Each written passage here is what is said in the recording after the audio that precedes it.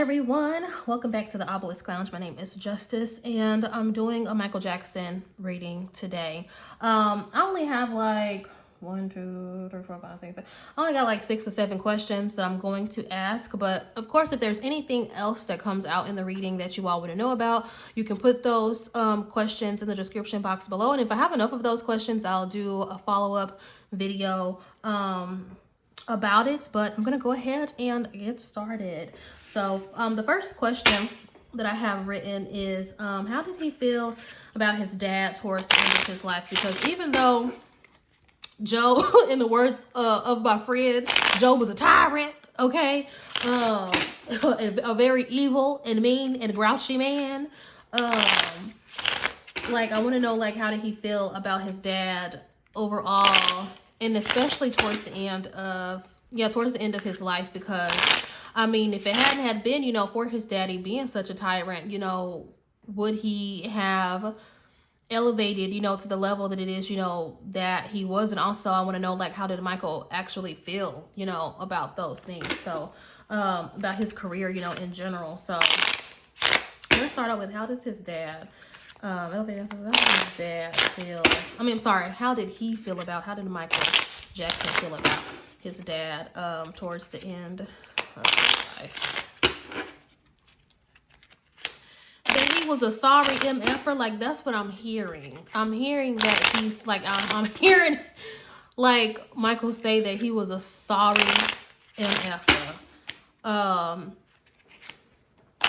And he feels that all of that was unnecessary, like all of the pain and different things like that that he put them through was very unnecessary, and that there were other ways that, you know, that he could have reached his stardom and different things like that. He does wish that his father had treated them better and things like that growing up, had took a different approach to raising them and rearing them. He feels as though, or felt it though, because he's not here anymore, but felt as though, you know, there were other avenues to rearing them that his father could have taken. He did love his father. There was a part of him that did still love and respect him, but he felt like he was a sorry MFer.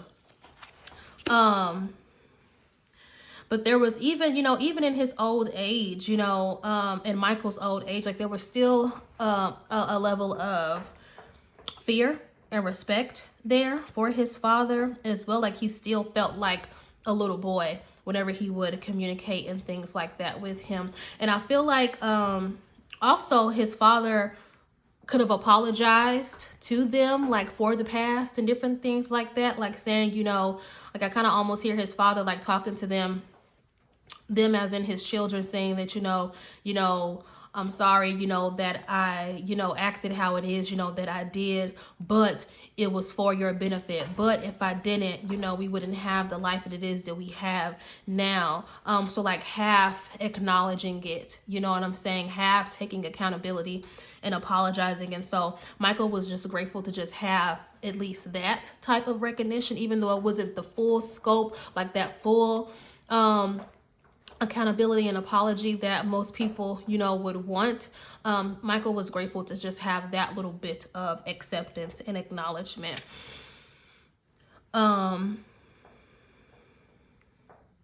He also felt sorry for his father too. Yeah, this 4 of Spades, this 2 of Hearts, like he had a soft, even though he was angry and felt like he was a sorry ass man, you know, for how he treated his family. But a part of him was also very, felt sorry for him because of the time that his father had to grow up in, and the different obstacles that his father had to overcome. Michael recognizes those things, and so he had a full understanding of why his father was the way that he was, or why he reacted, you know, the way, you know, that it is that he did. It's almost like it was just the nature of, you know, of the game. I don't know what he mean by game, but, you know, it's just like the nature of just the game. The game of life, the game of the industry. It's just how it was. And he also recognizes that his father was afraid of losing control. He was afraid of losing control And he was afraid of losing his sons, like losing his children. Like losing them as far as like, you know, to untimely deaths, losing them to the streets, losing them to drugs, poverty, different things like that. Like he wanted to keep them off, you know, of the streets. But I mean, of course, like with the industry, baby, that's all that's around is drugs and, you know, and just debauchery, you know, anything unholy, you know what I'm saying, is right there. You know, in the industry. So although, you know, he was wanting to keep them off of the streets and keep, you know, I mean, you know, the streets of Hollywood, you know what I'm saying? Figuratively speaking, is worse, you know, than the streets, you know what I'm saying? Because we all know Hollywood is a hellhole, you know what I'm saying? We already know that. So, the next question that I have, and these transitions to these questions are going to be pretty just straightforward. Like, I'm not going to have a smooth transition. I'm just going to be going down and answering these questions that I've always had. Some of my friends have had, maybe even y'all have had, I'm sure. So yeah, so I want to know, are those his children? Like, are those his blood children? That's something that I want to know. Are those like his, you know, his blood children, like Paris and them? You know, whose kids are those? Are those his kids?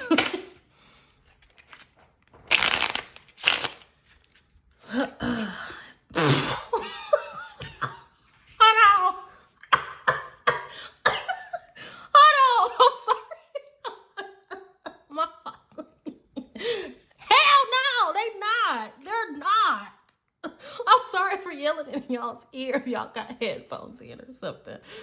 My apologies. But no, they're not. They're not his biological children. They're not. They're not even lab children. You know what I'm saying? No, they're not.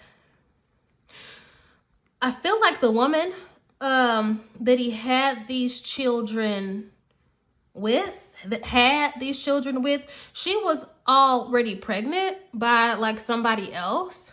And so he just accepted those kids like as his own, like he like adopted them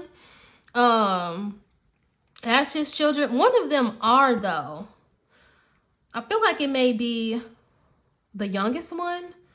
Who was the youngest one? Is that Blanket? I don't know all his kids. How many does he have? Does he have like, is it 2 or 3 of them? You know what I'm saying? Like, I forget how many, but the one that he hung over the balcony, that one is his baby. But yeah, it's some weird stuff with that. Let me see. Let me dig into this and see, like, what? Like, they weren't traditionally made. You know? Like, even that one, like, yeah, like, they weren't, like, traditionally made. I literally feel like they just took his sperm, or he just took his sperm and then just, like, put it in the lady. Like, they did not engage in coitus, you know? That's so weird. I mean, and not weird because, like, I know, like, people have, you know, like, IUI and IVF and stuff, like, not like that, but it's like the way that they went about it. It wasn't because she needed an IUI or she needed IVF. It wasn't because, like, it's weird because it's like she didn't even need it. But, or it's almost like he couldn't bring himself to have sex with her to get the baby. You know, it's just very weird. Like, it's something just strange around that. And maybe that is just the only thing that's strange about it. Like, they didn't have sex to get pregnant. Like, they weren't in a relationship. That's my dog moving. Yeah. Yeah, like, that's very, yeah. Yeah, like, that's what it is. But yeah, Blanket is his child. That one is, but the other ones, they're not. They're his adopted children, but he treated them like they were his own. Yeah, because he wanted this family and stuff like that. So let's see. I also want to know, did he touch those children? I know he was acquitted of those charges, but I want to know, like, what is the truth of that situation? In regards, you know, like to those children.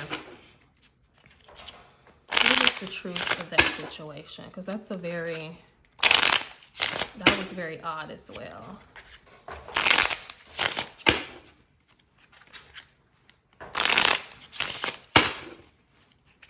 What's the truth of the situation with the children? Did he touch those children?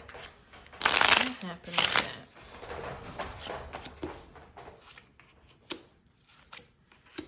Not 5, 6, 7.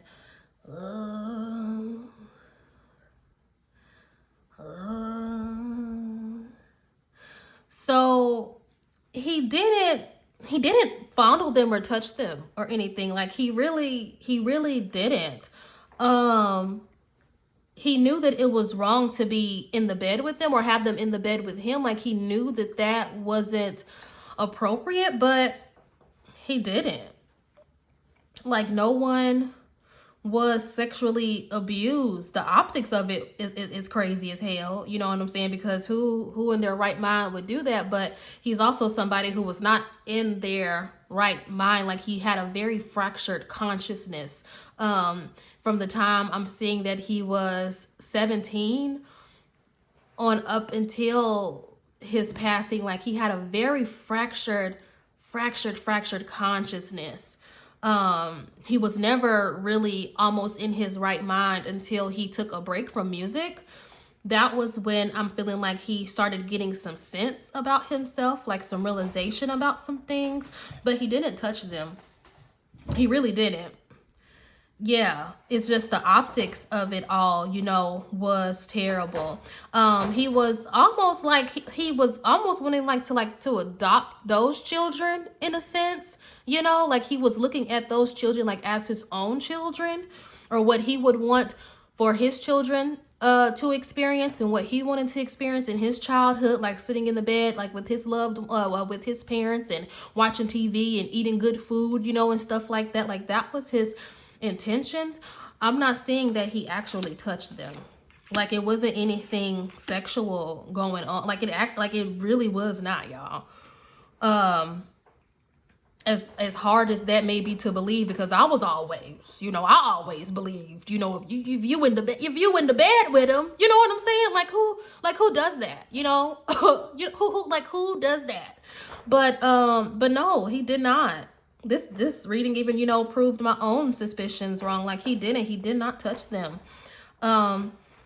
He was imagining and willing, you know, into his reality, you know, that he would have this own thing for himself. Like have this experience, you know, for his own children and stuff like that. Trying to get my dog to be quiet. Hold on. But yeah, it's what he wanted for his. Oh, that's sad. That's very sad. So he didn't touch them kids. Let me move on to the next question. Like I said, like this reading was gonna be just rapid fire. Let me just get these questions that it is that I want answered and go on. You know, no filler. Okay, so let's see. So how did he feel about his celebrity status? Like, does he wish he lived a regular life? How did he feel about his celebrity status? Does he wish he lived a regular life?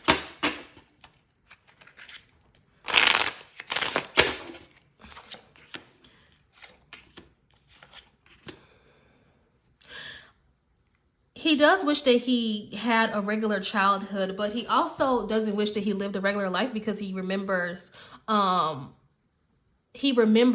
the struggle and like the lack of money, the lack of resources, all of the lack that it is that, you know, that they experienced growing up, and more so his elder siblings and his parents, like that struggle. He doesn't, no, he doesn't regret his fame. He doesn't regret, you know, like his notoriety and his celebrity, different things like that. He's actually he was actually very grateful for it. Yeah, he was grateful for it. Of course, there was a lot of shame and things like that, but he wishes that he could do his childhood over.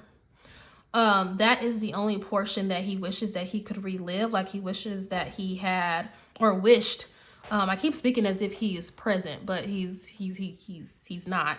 And it's like, I know that there's some speculation of people wondering if he faked his death or something like that. And it is odd that I keep speaking of him as if he's here or as if he's present.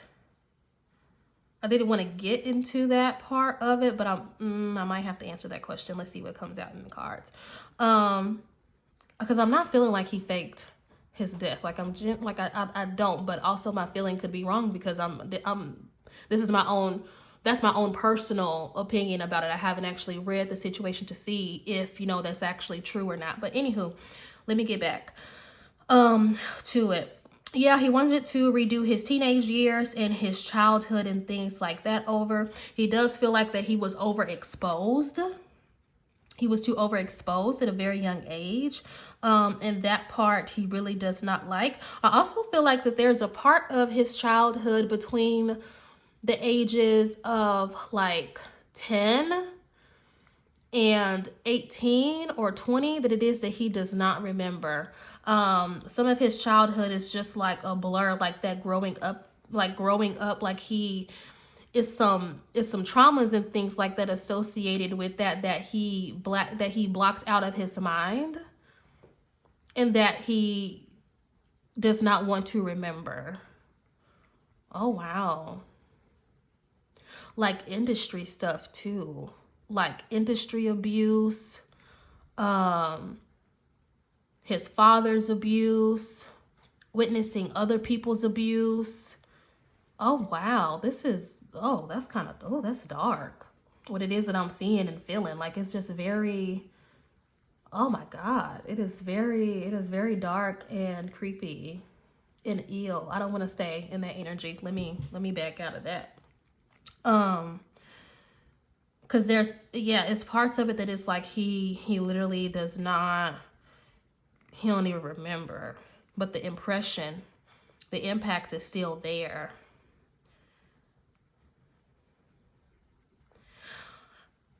I feel like when he was younger, like in his late teens, early 20s, he had some type of relationship with Liberace, but I thought, or Elton John, but I thought that Liberace was like, had passed long before, like him and Michael didn't cross paths or something, like, because Liberace had passed before Michael, like, you know what I'm saying? But he has some type of relationship or something like that with him. Or I feel like maybe Elton John too. Oh, wait a minute. Oh, God. Oh, goodness of peace. See, when you being nosy, you know, when you being nosy, stuff just becomes... I like to show my respect, you know, to these people. But, you know, I feel like there was some abuse of power that Elton and or Liberace, okay, or both, that they enacted on him when he was younger or in his early 20s. or maybe it lasted, I feel like, up until his early 20s, like 25 or something like that. Oh, y'all, I do not like this. Oh, this energy that I am in. Goodness the peace. Oh, I do not like it. Okay, let me collect myself. So that I can deliver a clear